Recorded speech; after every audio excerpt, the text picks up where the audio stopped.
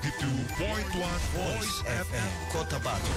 Atin na munang alamin ang report ni Kabangsamorong 29 at Tabilon. Matiwasay na naidaos ang kauna-unahang Grand Iftar o Kandule ng Cotabato State University. Balitang Pang-edukasyon. Kabangsamorong 29 at Tabilon ni Bosas mo na yan. Sukran, Assalamualaikum warahmatullahi wabarakatuh, mapita Bangsamoro. Matiwasay at matagumpay na naidaos kahapon ang kauna-unahang Grand Iftar na isinagawa ng Cotabato State University. Ating nakapanayam ang presidente ng CSU, Professor Dr. Sema Dilna sa isinagawang Grand Iftar.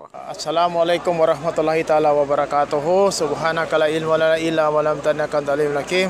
Unang-una po ay ako'y lubos na nagpapasalamat sa pong may kapal kay Allah Subhanahu wa Ta'ala at naisip itong CSU, itong first CSU Grand Iftar Kanduli, hindi lang po para sa Muslims, kundi kasama na rin po yung ating mga Christians and IPs na kapamilya sa Cotabato State University.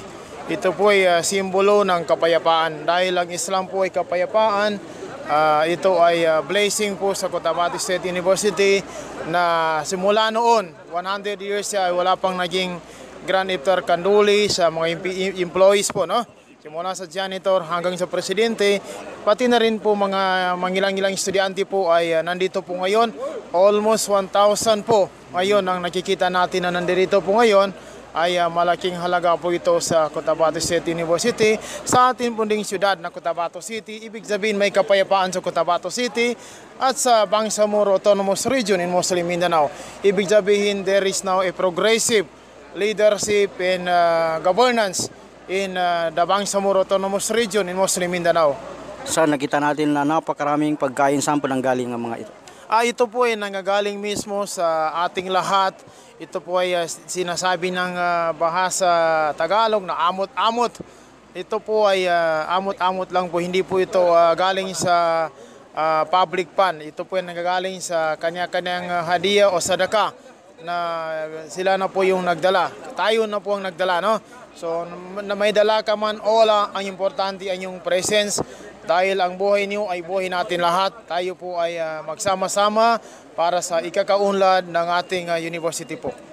Ano po yung pinakamin na layunin ng Grand Iftar na isinagawa? Unang-una, ang layunin po nito ay sa pagkakaisa sa pananampalataya. Ito po ay interpret din po na kung saan bawat isa po irespeto ang relihiyon ng kanyang kapwa. Irespeto na rin po ang karapatan ng bawat isa at mahalin ng bawat isa, lalaki man o babae, mataas man o mababang posisyon, tayo po ay isa lamang po na One Cotabato State University family. Meron ding mensahe si Professor Dilna sa mga taga-subaybay ng Voice FM. Muli po, ito po ay first CSU Grand Iftar Kanduli. Tinatawag po siya na Grand dahil ito po ay first of its kind. Simula nung City High School, City National High School, Cotabato City State Polytechnic College, at ngayon po Cotabato State University. Ito po ay sa pangalawang centennial. Simula, sinabi ko nung centennial anniversary na tayo po ay panimula naman sa bicentennial ng ating university. Simulaan natin.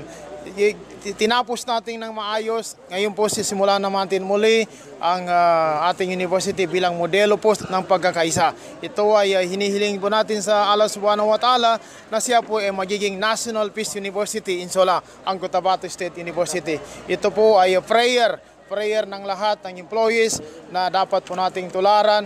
Ito po ay sana rin pong leksyon sa ating mga kabataan, sa mga estudyante na dapat tularan sa mga future, sa mga hinaharap pang pagkakataon na kung sila po ay maging leader na po, magiging mga employees, ay dapat nilang i-continue. Ibig sabihin, ito po ay magiging one of the best practices of the university na po. Wassalamualaikum warahmatullahi ta'ala wabarakatuh. At hindi nakuna ng mensahe ang program head ng Peace and Development ng Graduate School, Brother Dr. Jose Arnold Alperes, kung saan masayang-masaya siya sa nagsalo-salo ang Muslim, Christian at mga IPs. Assalamualaikum everyone. This is Brother Joe Ars, the program head of Peace and Development sa Grad School. So medyo matagal-tagal na ako sa ating pamantasan, at least ngayon ko lang ito naranasan. Then I'm very happy with meeting my co-employees, the Tri people, especially in the BARM, the IPs, kaming mga Kristiyano at saka mga kapatid namin na mga Muslim na nagpupuasa sa Holy Month of Ramadan. Sana naumpisa ng aming presidente na si Dr. Dilna, tuloy-tuloy na ito kasi magandang pagsasamahan. Ito yung tinatawag natin sa subject natin, Ustad, na cultural solidarity, inclusive. Kasi ganun na yung BARM, na walang pinipili, hindi lang pang Muslim, hindi pang IP, hindi din pang Christian, kundi sama-sama tayo. Kaya nga sa aming simbahan, mayroon kaming tinatawag Duyog Ramadan. Ito yung Duyog Ramadan, mayroon din kami mga leader, mga kaparian, kung saan sa pagpupuasa, nagpupuasa din sila kagaya sa mga kapatid na Muslim. Walang kain-kain yan. Then after 40 days, iniipon yung pera at binibigay sa mga mahihirap. So yun yung isa sa spirit, to be with the poor. Kaya nga sana ituloy-tuloy ito ang ating samahan, Ustads, na masaya. Biro mo yan sabay-sabay ang pagkain namin. Kaya nga ako bilang Kristiyano, hindi ako nahihiya, ikot-ikot ako kahit sa anong makain. Kasi lahat welcome. So yun yung naranasan ko sa una-una nating Grand Iftar dito sa ating pamantasan, Cotabato State University. So yun lang po, and God bless everyone, dalaygon ang Diyos. Ganun ding masayang-masaya ang ating mga kapatid na IPs. At nagkuna natin ng mensahe ang program head ng English mula sa College of Teachers Education, Ma'am Arlie Joy Clarete Bones. Maraming salamat, Ustads. Ako po si Arlie Joy Gunsi Clarete Bones, isa pong IP na nagtatrabaho dito, employee ng Cotabato State University. At ngayon po nga po ay atin pong nasaksihan yung Grand Iftar namin dito sa Cotabato State University. At dito ay makikita natin na nagkakaisa ang mga kapatid nating Muslim, mga kapatid nating Kristiyano at kami na mga IPs. Masaya, of course, excited kami kanina, no? Kukuha ng aming mga pagkain at ang dami-dami nating foods na nai-prepare dito kanina.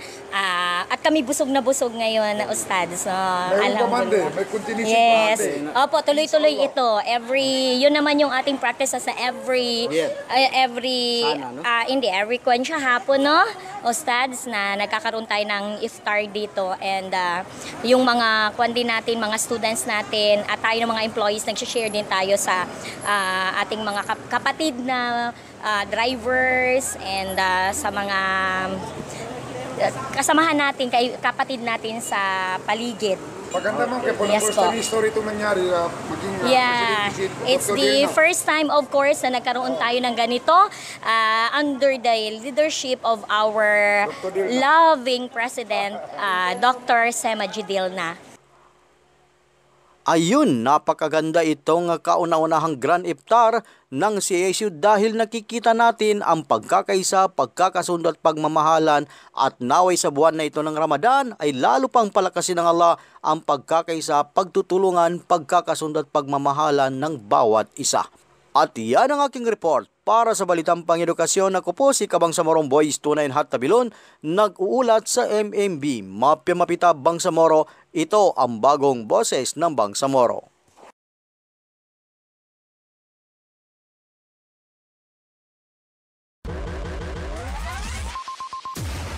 Balitang Pangedukasyon.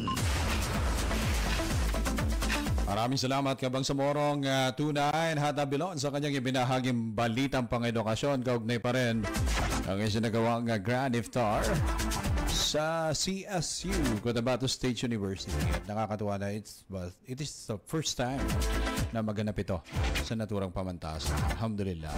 Alright, oras natin 16 na minuto na po makalipas ang alas 8 ng umaga, at I think wala na rin tayong tatanggapin na report